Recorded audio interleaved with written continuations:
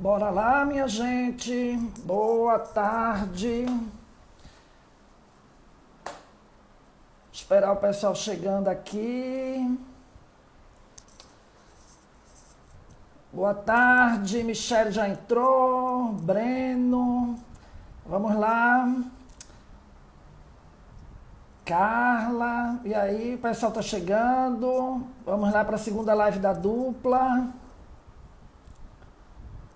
Fala, Carlinha. Diz, Michele. Fabi. Daqui a pouco a gente está recebendo convidado. Né? Enquanto isso, a gente vai aqui esperando o pessoal entrando.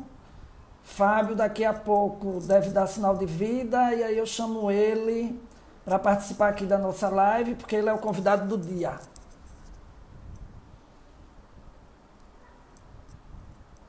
Breno está perguntando aqui como é que faz para ser parceiro da dupla. Parceiro como, Breno? Manda um e-mail para a gente. Fala aqui pelas redes. Vou salvar, Carla, no final. Se o nervosismo deixar, não vou esquecer, não. Não vou esquecer de salvar, não. Gente, o som tá bom, a luz tá boa, enquanto o Fábio não entra. Diz aí. Tá com luz demais, estão me ouvindo bem?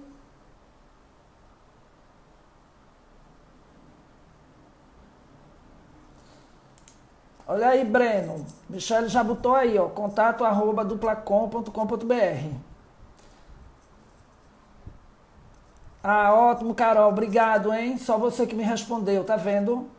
Fala, Renata. Obrigado, Newton. Gente, só estou esperando, só para a gente contextualizar qual é a ideia, tá? Essa é a segunda live que a gente está fazendo, tá certo? A primeira foi sobre lives. Quem comandou a live foi Michele e Paula Dias. Essa segunda agora, a ideia não, a gente vai ter como convidado Fábio Menezes, que ele é da TGI Consultoria, sócio da TGI, tá? E aí que vai falar com a gente sobre essas mudanças na comunicação, né? Como é que é essa comunicação agora, dentro desse mundo de pandemia, e os caminhos que ela vai ter agora aí para frente, pós-pandemia, tá certo? Fábio, tô te esperando tu entrar. Olha, gente, tem gente de Portugal. Tânia, um beijo para você, amor. Tá? Certo? Então a ideia geral é a gente fazer um bate-papo, tá? Deixa eu ver se eu acho o Fábio aqui, mas eu ainda não vi ele aqui no Insta, tá? Então a ideia é a gente fazer um bate-papo, conversar sobre essa questão da comunicação de uma maneira geral. Ninguém aqui vai defender nenhuma tese, nem tem certezas para passar. Eu acho que, no caso, é a gente falando, eu falando um pouco pela experiência da dupla, como a gente está agora, né? E a gente vivendo isso junto com os clientes, passando por esse momento junto com eles, né? Dando orientações e também recebendo, porque comunicação, até pelo nome da empresa da gente, né? Dupla. É uma via de mão dupla. Né? Então, e Fábio vai falar também dessa experiência dele junto com os clientes que ele atende, tá? Só estou esperando ele aqui aparecer para que a gente comece a falar um pouquinho, tá? Não estou vendo ele por aqui.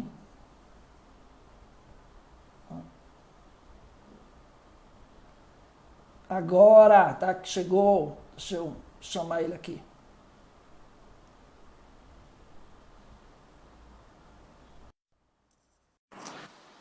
Pronto, daqui a pouco ele vai entrar, já chamei. Oi, Fábio, tudo bom? Tudo bom? Boa tarde. Boa tarde. Tu conseguiu escutar um pouquinho do que eu estava falando? Não, eu esperando você me Pronto, chamar e você esperando eu eu estava entrar. contextualizando. Pronto, eu estava contextualizando um pouco, falando qual é a ideia dessa live de hoje, né? Que é a segunda que a dupla realiza. Né? A primeira a gente falou sobre lives, foi Michelle e Paula. Né? Agora a gente vai falar sobre essa comunicação corporativa nesse novo normal. Que normal é esse, né? Que a gente já está vivendo e o que é que vem por aí. Né? E que para isso a gente convidou você, como sócio da TGI, tá? Como construtor de muitas empresas, para falar isso também, como é que as empresas estão vivenciando isso na prática. Né? A gente, com a experiência da dupla, dessa vivência que a gente tem com os clientes, e você também aí com os seus clientes. Né? E, em primeiro lugar, eu queria agradecer muito por você ter aceitado o convite. E, na verdade, aqui o que a gente vai fazer hoje é um bate-papo. Só lembrando ao pessoal que está aí nos seguindo, que quem quiser fazer perguntas é só mandar aí pelo Instagram, né?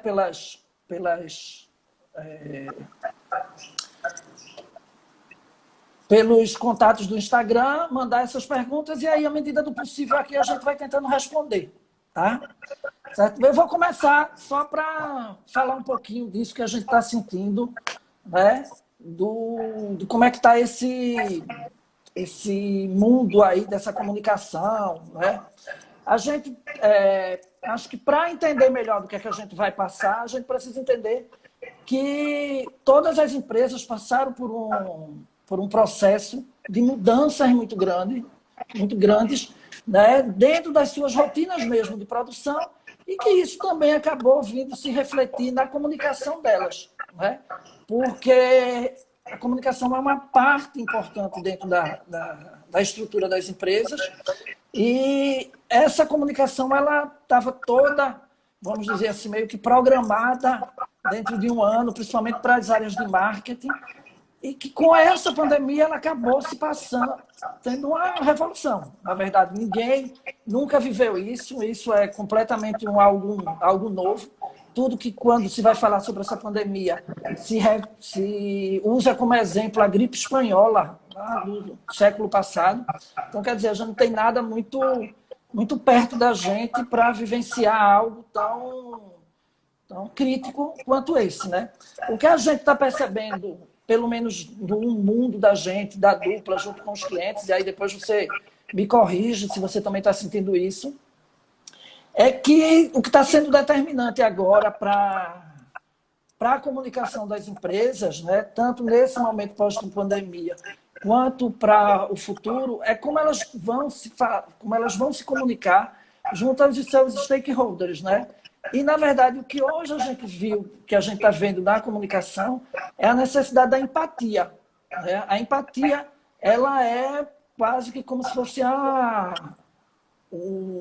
o cerne de uma comunicação bem feita, já que você vai falar com o cliente, que você vai falar com o seu colaborador, que você vai falar com os seus parceiros, que você vai falar com fornecedores.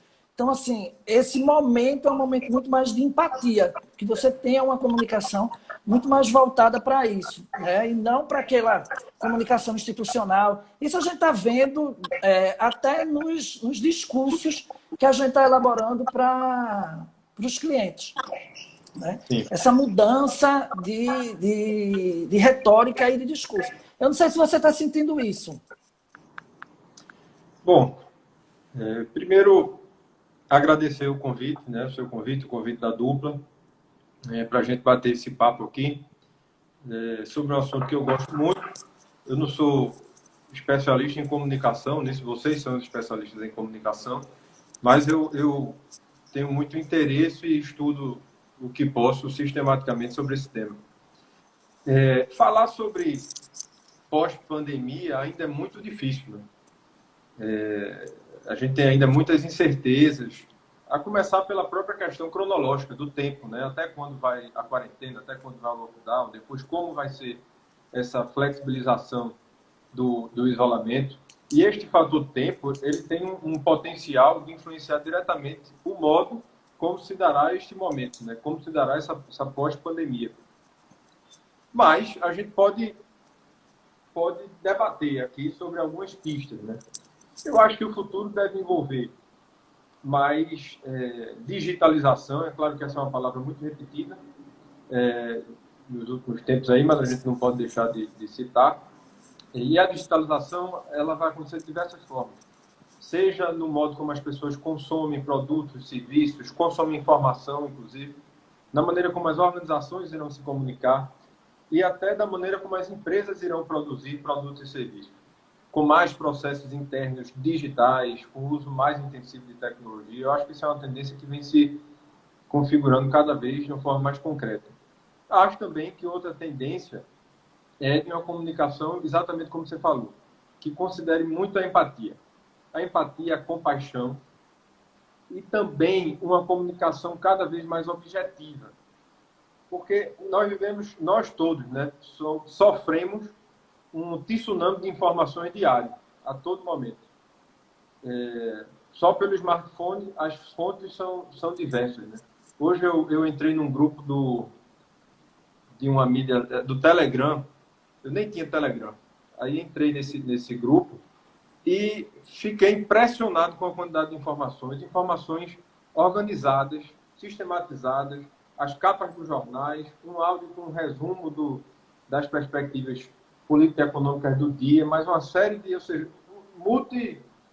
multitecnológico, com diversos recursos, seja imagem, vídeo, áudio, de um mesmo transmissor, e essa informação chega até mim, eu não sei fazer absolutamente nada. A informação chega, eu não sei ir atrás dela. E, assim como essas, tem outras diversas. Então, neste cenário, onde todas as pessoas são submetidas a esse tsunami de informações, as empresas vão precisar ter uma comunicação muito mais objetiva para conseguir captar a atenção do seu público-alvo, para não se perder ali no meio de tantas outras investidas. Né? Então, para começar, eu faria esse destaque. A questão da digitalização como uma tendência cada vez mais consolidada, e a digitalização completa não é só ter um canal numa rede social, não é só ter o e-commerce, mas ter a digitalização influenciando o modelo de gestão das empresas e ter essa comunicação mais objetiva, mais empática, mais solidária, talvez. Os nomes são diversos, né? Mas acho que o cerne da questão é considerando muito o outro, o que é que a sociedade está passando, o que é que está vivenciando naquele momento. Essa questão que você falou aí da digitalização, a gente já vem sentindo. Eu estava nesse período de home office, né? A gente só vive ligado 24 horas, então assim, assistindo webinar, ouvindo podcast, assistindo outras lives.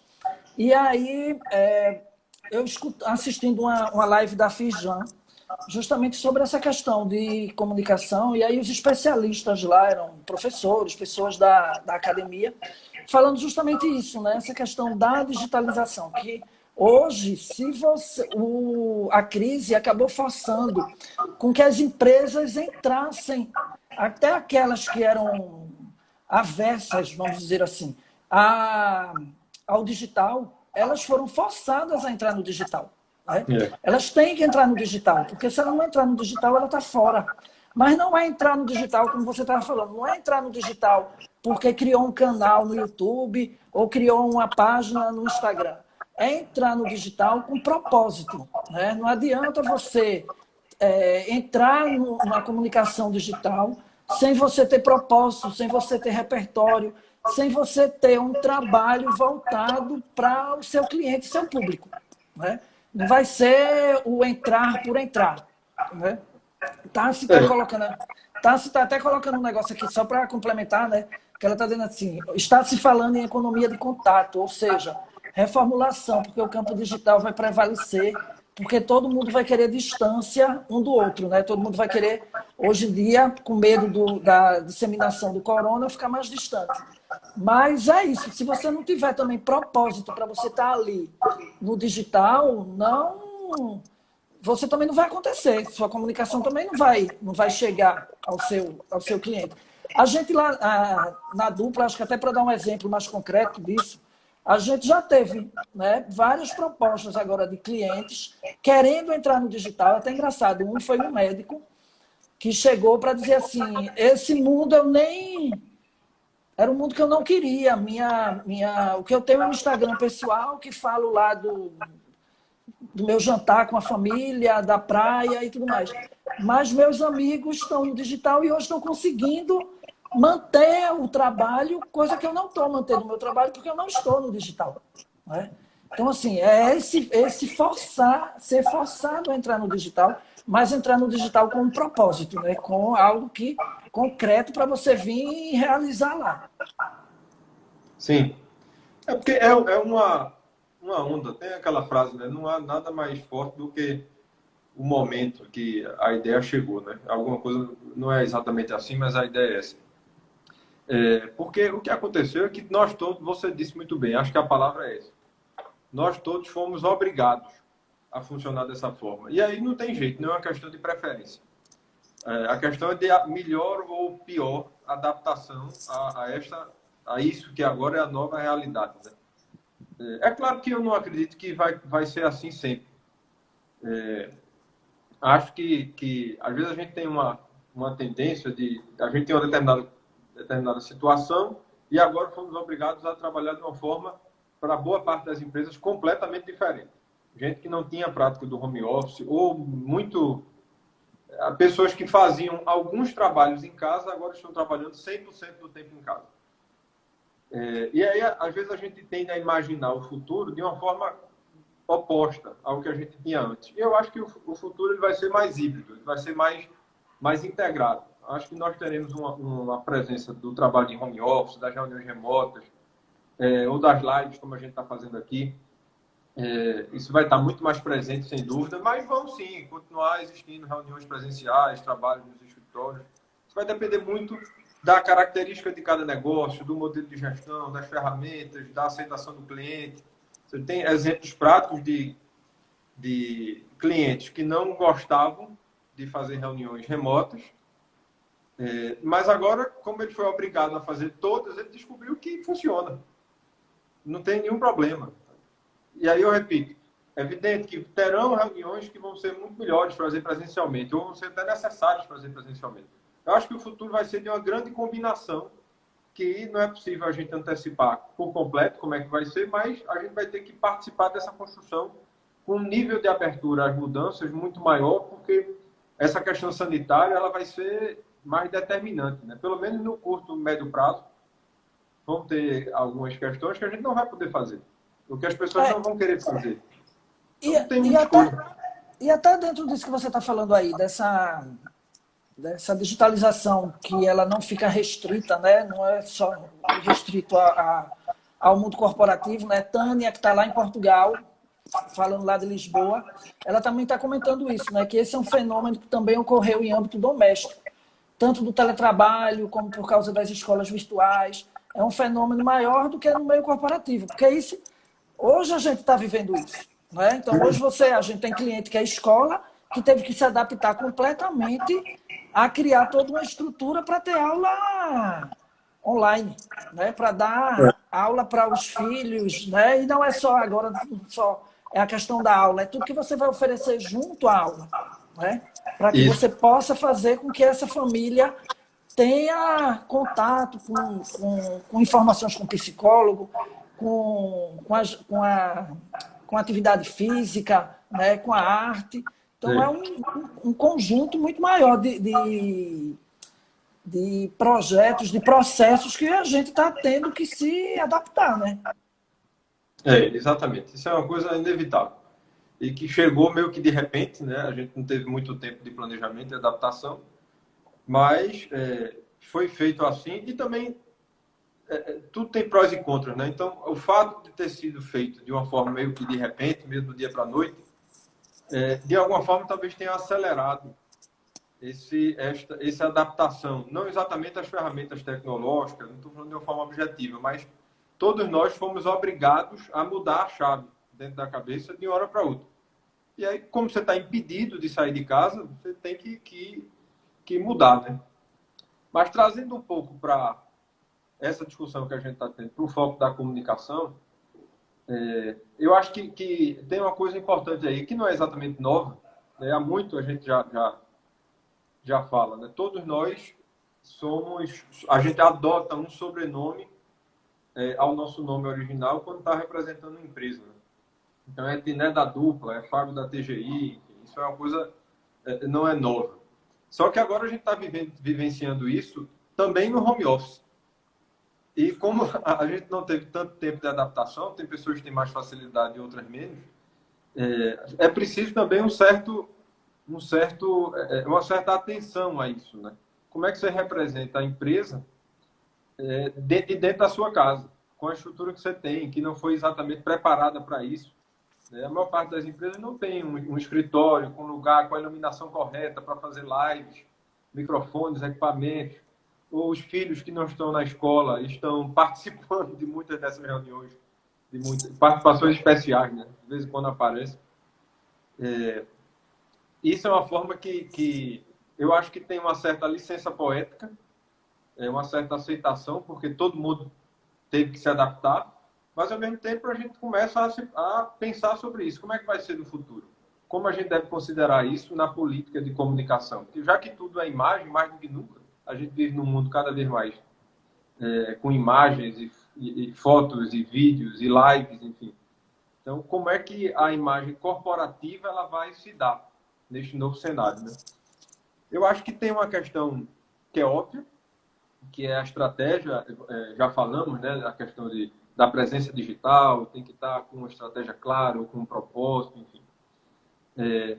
Mas eu penso que, do ponto de vista da estratégia de comunicação, exatamente, até menos institucional, mais a comunicação mais comercial, mais ligada ao marketing mesmo, tem um fator, mais do que nunca, eu acho que ele ganha importância, que é a questão da frequência, da constância.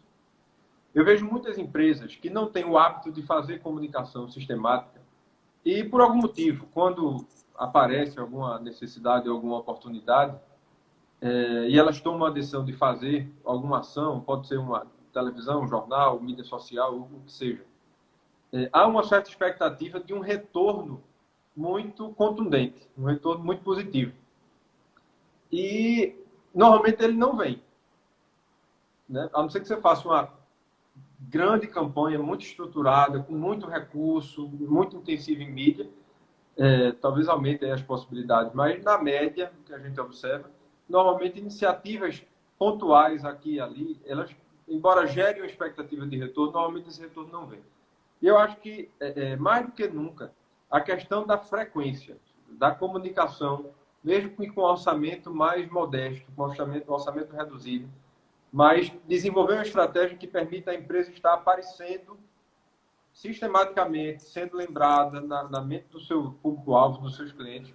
Eu acho que isso é um fator que seja de casa, em veículos tradicionais, seja na mídia digital, em lives, nessas formas mais novas aí que estão surgindo, acho que isso é um fator que as empresas devem considerar. Ou seja, como ter uma presença, naturalmente tem que ter um orçamento para isso, mas eu acho que a questão é menos de orçamento e mais de estratégia.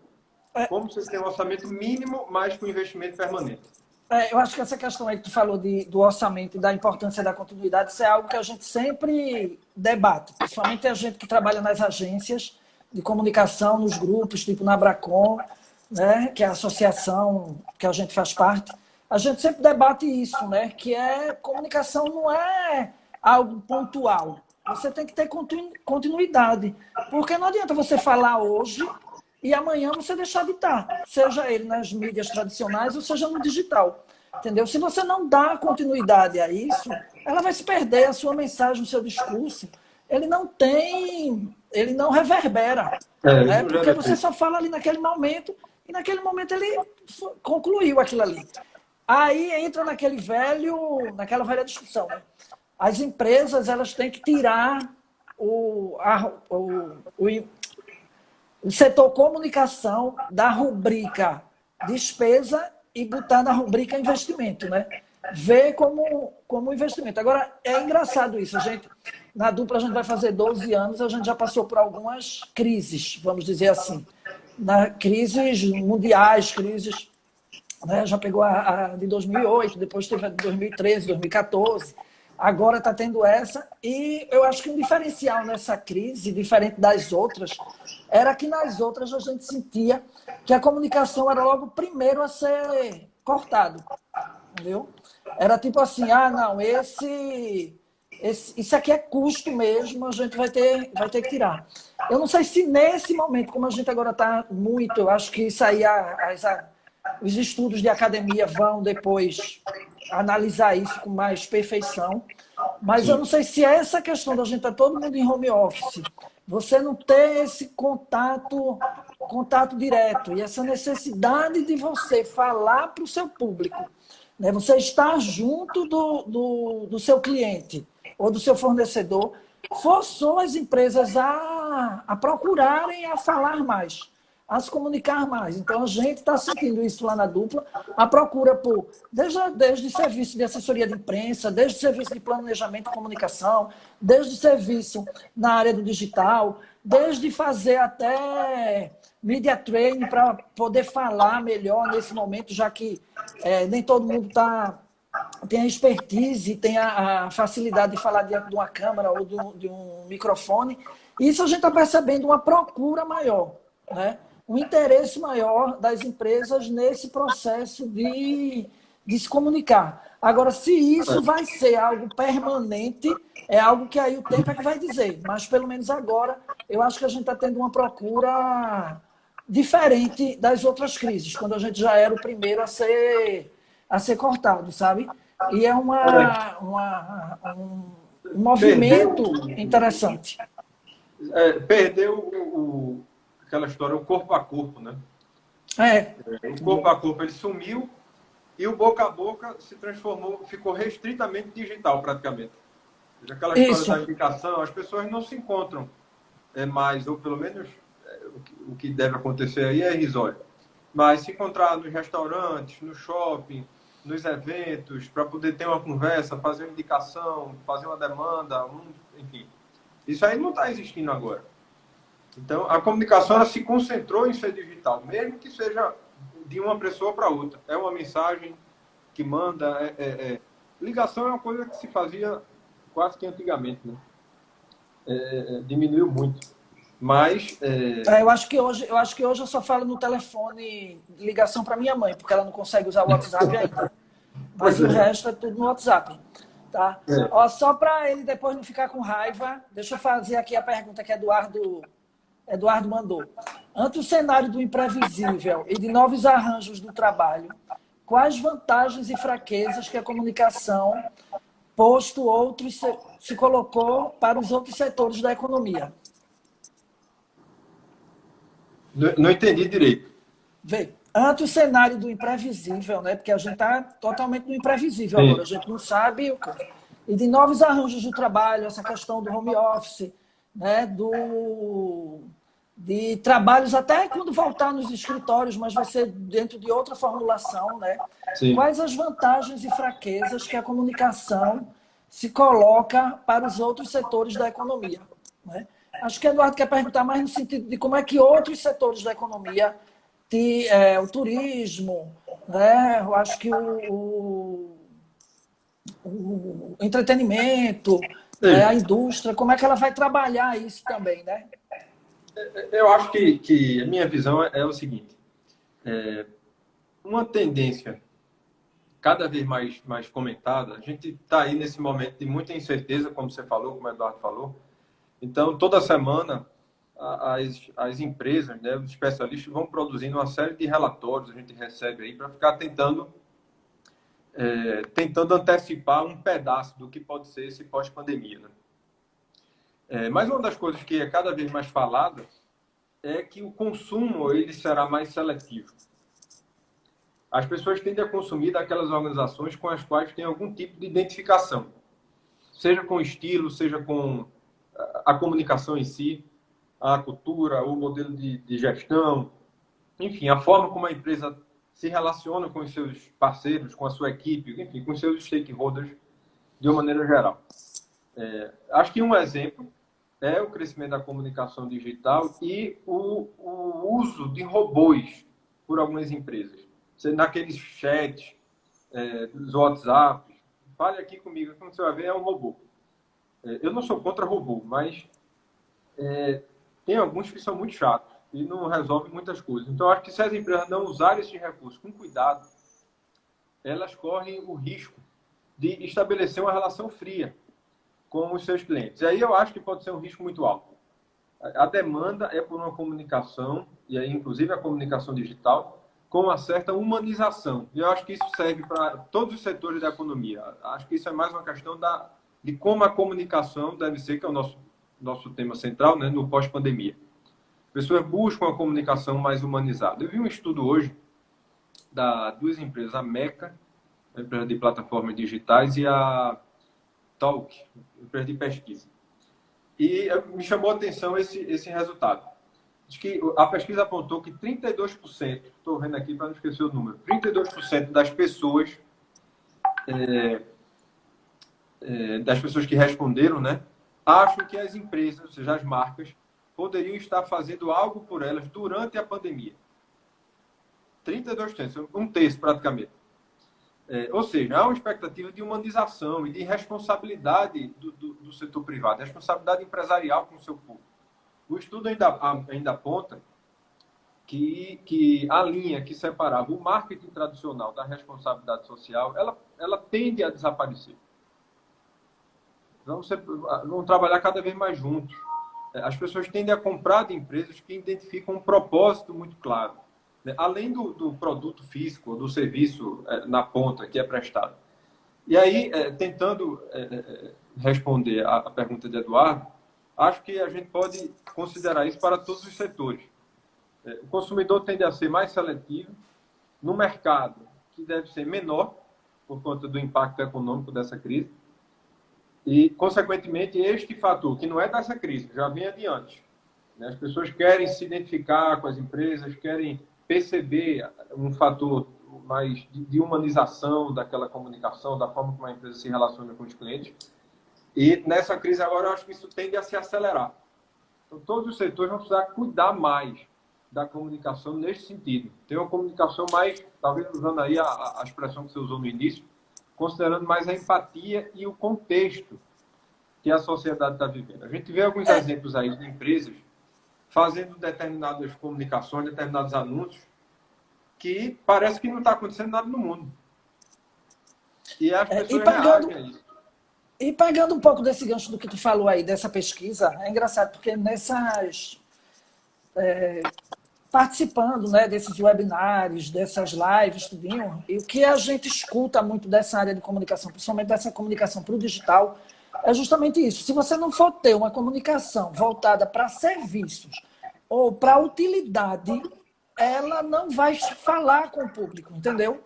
Então, assim, não adianta você vir querer se comunicar para dizer, vendo o meu produto tal. Não, você tem que estar ali tendo aquilo que eu tinha falado antes. Você vai ter que ter um propósito, um repertório dentro da sua comunicação que seja voltado para a utilidade das pessoas, já que como as pessoas não estão saindo, já que as pessoas não estão podendo fazer esse boca a boca, esse encontro, ela está procurando nas redes essas respostas, né? Serviços, coisas. Isso é engraçado porque a gente percebe algumas mudanças, até nos clientes da Dupla mesmo. A gente tem um escritório de advocacia, que é a montagem da estrutura, que antes era totalmente institucional, né, da comunicação deles, que a gente fazia. Hoje a gente reverteu isso para ser uma comunicação totalmente de serviço. Né? Então, lá está dando, o tempo inteiro, são publicações de artigos sobre medidas provisórias que saíram, né, análise de algum decreto-lei. Então, algo que seja realmente útil para a população. Porque se você ficar preso no venda, no compre isso, compre aquilo, você não vai chegar. A pessoa vai mudar de página. Né? Vai procurar outra. Mas deixa eu só falar aqui um pouquinho de Ítalo, porque Ítalo está aqui mandando algumas coisas para depois ele não dizer que a gente não falou, não respondeu as perguntas dele. Uma que ele está falando é algo que a gente já estava citando aqui sobre a questão do home office, e ele perguntando se home office era um caminho sem volta. Né? Tá? Acho que esse ponto, é um ponto que hoje eu acho que todas as empresas estão pensando nisso, porque viram na mudança com a pandemia, que todo mundo teve que se ajustar rapidamente, percebeu como as estruturas eram muito inchadas. Não de pessoas, tá? Eu estou falando de estruturas inchadas assim, de espaço, né? Eram salas muito grandes, era todo mundo era todo mundo junto, eram andares inteiros de corporação que a corporação tinha, e isso era um custo muito alto. E quando eles começaram a perceber que com o home office funciona, o que se imagina, e pelo menos o que a gente está vendo aí, de movimentos nesse sentido, é no sentido de que a volta vai ser uma volta diferente. Né? O home office ele veio para ficar. Não sei se você acha dessa forma também. Eu acho que a gente vai precisar trabalhar nessa adaptação. Acho que para alguns negócios vai ter um impacto maior, como sempre, e para outros nem tanto. Né? O fato novo, home office não é uma coisa nova. Né? Acho que o fato novo não é o home office em si. O fato novo é o impedimento de não funcionar em home office. Pelo menos para boa parte das empresas. Então, essa transformação, ou seja, essa situação, é que faz pensar que o camarada diz o seguinte: gente, eu achei que eu não podia funcionar assim, mas eu estou conseguindo funcionar. Por que não considerar isso para o futuro? E aí vão todas, porque não é simplesmente mandar o pessoal trabalhar em casa. Acho que aí tem toda uma mudança no modelo de gestão, na cultura de gestão, de avaliação, de acompanhamento, de incentivo, enfim. Tem um trabalho que precisa ser feito, que já está sendo feito, na verdade, mas eu acho que vai mudar a dinâmica de trabalho. Minha perspectiva não é com home office ou sem home office. É o home office integrado. Talvez a gente tenha ainda os escritórios, talvez não seja, como você disse, no mesmo modelo, provavelmente, eu acho que não serão no mesmo modelo do que a gente tinha antes. Talvez a gente incorpore o home office, uma parte dele, no dia a dia do trabalho. É um exemplo muito óbvio que eu dou. Quantas e quantas vezes nós não fizemos reunião no horário de pico, uma pessoa na zona norte e uma pessoa na zona sul da cidade, tendo que passar no meio da cidade num trânsito enorme, e era uma reunião que poderia ser feita tranquilamente usando um desses aplicativos aí de reuniões remotas. E todo mundo ia ser mais produtivo, ia ganhar mais tempo, ia emitir menos gás carbônico na Terra, ia melhorar a mobilidade, ia ter menos custo, ia produzir melhor no final. Então, acho que ou você pegar um avião para fazer uma reunião em São Paulo de 1 hora, de 2 horas, e perder um dia de trabalho inteiro aqui no Recife. Acho que essas reuniões serão feitas remotamente também. De novo, não significa a totalidade, mas pelo menos uma parte delas. Então, a minha impressão é que a gente vai incorporar o home office na nossa dinâmica de trabalho de uma forma nunca antes vista. Agora, não significa que as empresas vão fazer transformações para 100% home office. Pode sim haver, claro, mas não acho que será a maioria. Aí vai depender muito da cultura de gestão, do modelo de negócio, do segmento de atuação, enfim, como... Mas aí eu acho que até isso que você está falando aí Cleide Lima, ela coloca aqui, né? Muitas coisas irão mudar de verdade. Eu acho que é isso. Muitas coisas vão ser incorporadas, na verdade. Eu acho que antes, situações que eram tabus, né? Esses exemplos que você deu, práticos, né? Tipo, reunião, eu quero você aqui presencial. Para quê? Se você vai perder no trânsito, 1 hora de trânsito, você vai chegar na reunião atrasado, ou você pode chegar cansado, estressado do trânsito, quando você hoje pode usar a tecnologia que já existia, e hoje ela só fez aparecer, mas ela já existia antes. Né? Então, isso vai ser incorporado, porque esses tabus foram quebrados, essa necessidade de fazer reunião presencial, todo mundo junto, né? Não tem mais porquê. Eu acho que eu fiquei impressionado com o número que eu vi essa semana. Pelo menos as pessoas que eu convivo se usavam a expressão assim: vamos fazer um Skype. Acho que era o aplicativo mais famoso que tinha, né? Mas a gente descobriu em pouco tempo que tem vários enormes que eu nunca tinha ouvido falar na vida.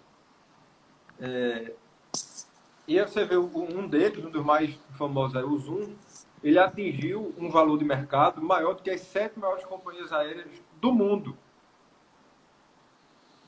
E é um aplicativo, um negócio que ninguém há 3 meses atrás, pouquíssimas pessoas sabiam o que era isso. Esse tipo de coisa é que também acho que a gente não pode deixar de citar. É aquela coisa de, tem que ser dito com algum cuidado, que toda crise tem oportunidade, né? Traz consigo uma oportunidade. É claro que a gente tem que contextualizar isso. A gente está vivendo um momento dramático no mundo todo, né? Não é só localmente, mas no mundo todo. Essa crise ela é muito mais dramática porque ela tem um componente sanitário, né? Não é uma questão econômica.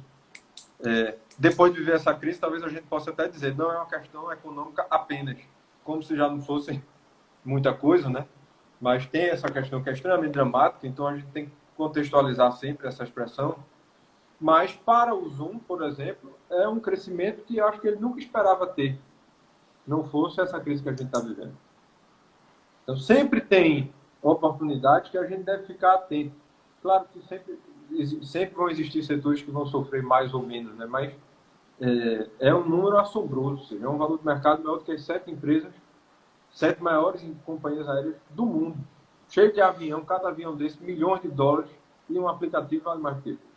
Está um pouco inflado, claro, mas é uma realidade. E aproveitando essa deixa aí que tu falou da questão das oportunidades, né? Aí Fabiana Constantino está perguntando aqui. Além de comunicação digital, podemos dizer que a assessoria de imprensa também está sendo valorizada nesse momento, onde informação de credibilidade está ganhando importância diante das fake news. Aí, para isso, é interessante, porque eu estava lendo umas pesquisas da Kantar e da MindMiners, né, que são empresas que fazem pesquisas digital. E aí elas estavam mostrando justamente isso, que houve um crescimento muito grande da população junto às mídias tradicionais, principalmente TV e revista, né, onde que seriam as que eles tinham mais confiança, né, onde eles iam buscar mais informações com mais credibilidade. Então, esse trabalho da assessoria de imprensa, ele é um trabalho fundamental, porque a gente leva essa informação para esses veículos tradicionais dentro de uma linguagem, né, muito própria, né? Que mesmo com tudo isso que a gente estava falando de empatia, mas você tem lá a preocupação com a verdade, você está lá com a preocupação com a informação correta, né? E aí esses veículos tradicionais que antes eram considerados assim, para muitos, não, está morrendo, agora tudo é no digital, a gente está vendo uma procura maior, né, das empresas também para estar presentes nesses veículos, porque esses veículos seriam os veículos que passariam para eles a credibilidade na informação, já que o mundo da fake news está aí disparado nas redes sociais, né? Não só nas redes sociais, em plataformas também de veículos online, você vê muita fake news. Eu estava ontem pensando um pouco, aí estava revendo uma entrevista de Obama. E já tinha visto, mas foi que deu vontade de ver de novo. Eu fui ver e parece que era um sinal. Que eu me lembrei automaticamente, imediatamente, da nossa discussão de hoje, que a gente ia ter hoje. Ele contou uma história, olha, um dos maiores desafios da democracia, aí ele se referia aos Estados Unidos, mas eu acho que a gente pode ampliar isso para o mundo todo, justamente por conta do que você falou, essa questão das fake news todas, enfim. E ele dizia que um dos maiores desafios da democracia é o grau em que nós não compartilhamos uma base comum dos fatos. Eu acho que a gente deve estar no pior momento em relação a este ponto. Ele contava uma passagem que aconteceu com um congressista lá americano, que estavam numa conversa, numa discussão com outro congressista, bem despreparado que ele, e num determinado momento, para encerrar a discussão, o camarada disse o seguinte: olha, você tem a sua opinião, eu tenho a minha, e está acabado a conversa. E aí esse congressista mais experiente respondeu, disse: olha, você pode ter a sua opinião, mas você não pode ter os seus próprios fatos. E aí onde eu acho que volta para o nosso tema central, da comunicação, dos veículos mais tradicionais, enfim. É claro que a opinião, todo mundo, cada um pode ter a sua, inclusive isso é bom. É da democracia, é daí que surgem as novas ideias, as inovações, não tem nenhum problema. A questão é que, aparentemente, pelo menos, nós temos grupos de pessoas que consomem determinadas notícias, ou determinados veículos, ou canais de informação, e isso os transforma praticamente num grupo de pessoas que vivem num país diferente, num país não, num planeta diferente de outras pessoas que consomem outro tipo de informação. Isso a gente pode falar com rádios diferentes, canais de televisão diferentes, perfis nos Instagrams, Twitters da vida diferentes. É como se o canal de comunicação levasse aquela pessoa para um planeta completamente diferente do outro. E aí ele citou um exemplo interessante. A gente está falando muito de digitalização, né, desde o início do nosso debate aqui, e eu acho que isso é um fator que a gente tem que considerar. Fizeram um experimento durante a última revolução que aconteceu lá no Egito, na Praça Tahrir. Pegaram 3 perfis de pessoas: um liberal, um conservador e um mais moderado. E aí pediram lá para essas 3 pessoas colocarem no Google, escreverem lá Egito e ver o que ia aparecer para cada uma delas. E aí, para o conservador, apareceu Irmandade Muçulmana. Para o liberal, apareceu Praça Tahrir. E para o moderado, apareceu locais de férias no Rio Nilo. E aí você veja, são referências completamente distintas, feitas no mesmo momento, no mesmo canal, supostamente no mesmo canal, que é o site de busca, o mesmo site de busca, mas por conta de toda aquela história dos algoritmos, enfim, o que você compartilha, o que você curte, quem você segue, quem você não segue, isso vai se ampliando e se reforçando com o tempo, faz com que as pessoas, por conta dos seus perfis diferentes, elas recebam informações diferentes, ou de fontes de informações diferentes. E aí eu acho que isso precisa ser considerado na política de comunicação das empresas. E se a gente está dizendo que as organizações vão precisar se comunicar cada vez mais digitalmente, ou seja, cada vez mais neste contexto que a gente está discutindo aqui, deste exemplo, é um desafio enorme para essas empresas todas conseguir produzir, conseguir estimular a identificação, promover a identificação com esses grupos, se elas estão sendo intermediadas por diversos algoritmos. E aí talvez a importância da assessoria de imprensa seja não apenas, talvez a expressão mais adequada seja a assessoria de comunicação, porque tanto para os canais digitais como para os veículos mais tradicionais, que devem assessorar essas empresas, ou agência de comunicação, talvez seja o melhor nome, devem assessorar essas empresas a poder travar essa guerra nesse campo. Volta àquela discussão que a gente discutiu no início. Não é só ter um canal de comunicação. Quem é o seu público? Como é que você chega lá? O que é que você vai falar para eles, né? Como? Tem uma tecnologia aí por trás, tem uma forma técnica de lidar com isso. E o que eu fico pensando é isso. Se 3 pessoas diferentes fazem uma busca com a mesma palavra num site de buscas e recebem 3 informações diferentes, qual é o impacto disso, né, noutra empresa que quer se posicionar bem, quer se ranquear bem neste mesmo site de busca, que é o maior do mundo, o Google, por exemplo? Como é que ela vai conseguir promover a identificação? A menos que ela não esteja preocupada com isso, porque ela trabalha. O público-alvo dela é de um nicho muito específico, mas muito específico mesmo, ela pode se preocupar menos com isso. Mas, sem dúvida, não é a realidade da maioria das empresas. Não tem um nicho tão específico desse. E aí tem que conviver com isso, tem que pensar como é que administra essa situação, e eu acho que as assessorias, que são os especialistas nisso, podem ajudar, né? Porque cada vez que o mercado evolui, a gente vê que a comunicação não é um negócio para principiante. A guerra da comunicação, ela sempre fica acentuada. E, portanto, precisa de cada vez mais profissionalismo para lidar com isso. O que antigamente, quem tinha alguma habilidade escrevia o seu próprio artigo e mandava para o jornal e lá publicava de alguma forma. Agora, mudou completamente. Você tem outra dinâmica, outros fatores que influenciam nisso, que vai determinar se a sua mensagem, que pode até ser uma boa mensagem, mas Por que ela vai aparecer para você e não vai aparecer para mim? Isso tem a ver com a curtida que eu dei a uma pessoa que você não deu, que tem ficou mais complexo o negócio. Isso, e onde é que você vai colocar essa informação? Né?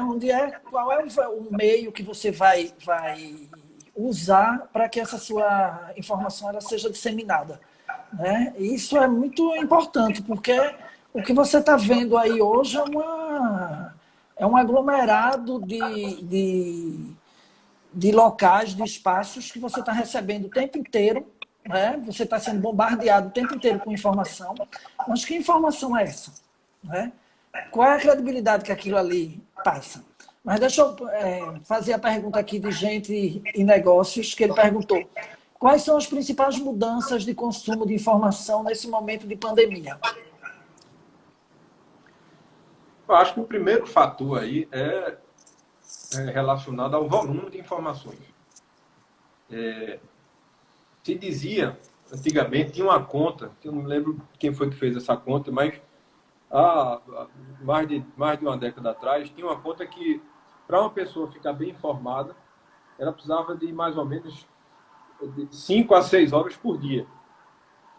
Para ela ler os principais jornais, as principais revistas, consultar os principais sites, ver seu e-mail, enfim tal. Naturalmente, isso é impossível para a grande maioria das pessoas. Você começar a trabalhar depois de 5 ou 6 horas de notícia. Como isso já faz mais de uma década, você imagina o que seria hoje. Para começar, eu acho que essa conta é impossível de ser feita, porque a gente tem aquela sensação que o conteúdo virou infinito. Né? O que você quiser buscar na internet tem de tudo e diversas fontes. Aqui da mais séria a menos, que tem menos credibilidade, enfim, mas tem informação demais. Então, eu acho que um primeiro fator aí, uma primeira mudança, eu não sei exatamente como isso vai se dar, mas é a questão da seletividade. Como o consumidor da informação, eu estou dizendo, como é que ele vai definir, o que vai influenciar na decisão dele para ele escolher ler tal informação ou não. Porque você recebe uma enxurrada de informações por e-mail, uma enxurrada de informações por WhatsApp, fora os veículos tradicionais, 24 horas, televisão 24 horas por dia, sites específicos, rádios específicas de notícias, ou seja, você fica meio... Tem hora que tem um fenômeno que tem um determinado momento que a pessoa se abusa. Não, parei um pouquinho que não dá. Pronto, eu estou acabando de chegar para mim agora um relatório completo dos principais acontecimentos na política e na economia do dia, sem eu fazer nada. Estou aqui conversando com você, chegou agora um negócio apita aqui com isso. E ao mesmo tempo chega outra coisa, com outra coisa, enfim. Eu não vou ter tempo de ver tudo. Então, como é que eu vou selecionar isso? Aí a gente volta àquele ponto da importância da credibilidade dos veículos, e associado a isso está uma boa assessoria de comunicação às empresas que vão conversar exatamente com a credibilidade dos veículos. Porque uma boa assessoria de imprensa, uma boa assessoria de comunicação não vai sugerir ao seu cliente uns veículos que tem por aí, de todo jeito, que não merecem absolutamente nenhuma credibilidade, nenhuma confiança. Então, eu acho que isso está na hora que você espalha as fontes de informação. Todo mundo pode ser uma fonte de informação. Talvez, é uma hipótese isso, haja um movimento seletivo, que é aí onde a gente vai ver como isso vai se dar, mas eu acho que a credibilidade da informação e o profissionalismo no trato dessas informações, eles vão ser determinantes. Eu acho que o consumidor seleciona o veículo e a informação. É isso que você falou da seletividade, né, da segmentação, ela é que vai ser o preponderante, porque realmente hoje a gente é bombardeado o tempo inteiro de informação chegando na palma da mão da gente. Né? Hoje está tudo na palma da mão. Né? Então, essa seletividade, essa segmentação é que vai ser que vai ser o diferente. Né? Porque, para a gente, quem está consumindo, quem vai consumir a informação, ela vai procurar o que lhe interessa. Ela não vai querer mais falar, não vai querer mais ver. Antigamente, quando eu comecei no jornalismo, a gente ia lá, pegava o jornal e você ia lendo tudo que tinha no jornal.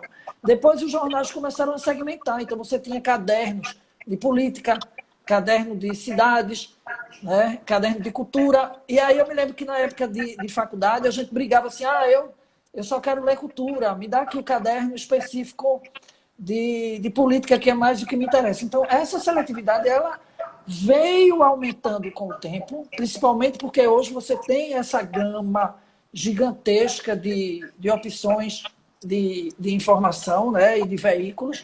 Então, você está realmente... Tem gente que nem passa longe do noticiário político, ou passa longe do noticiário econômico, nem quer ver, porque se segmenta, se interessa muito mais por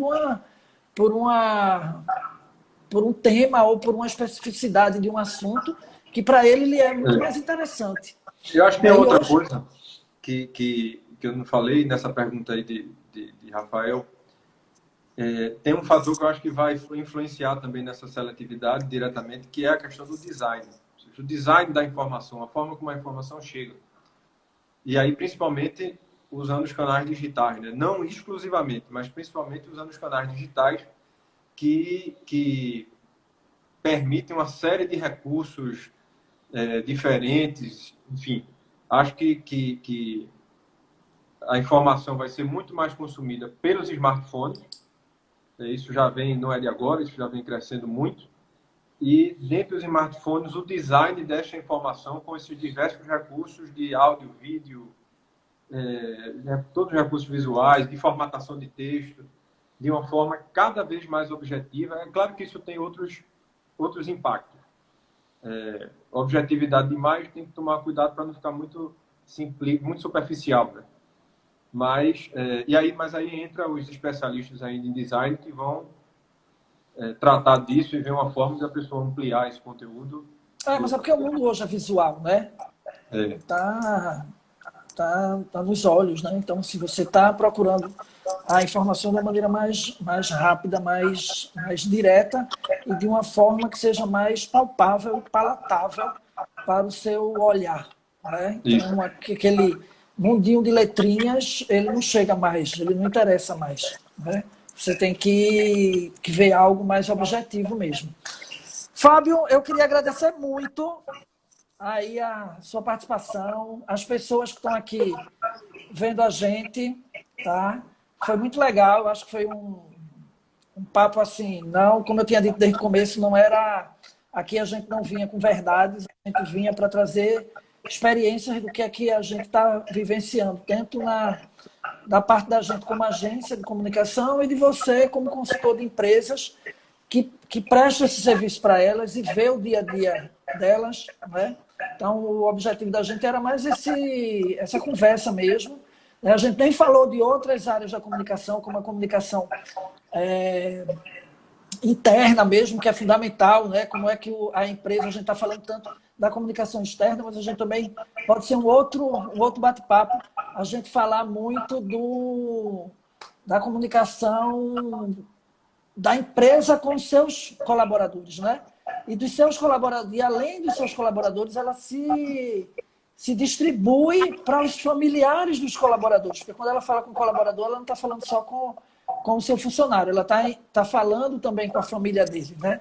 Então, foi um aspecto da comunicação que a gente nem deu tempo de passar por aqui, mas a gente pode fazer em outro momento, porque comunicação é um assunto muito gostoso, e eu sou suspeito para falar, né? Porque eu já estou disso há uns bons aninhos, né?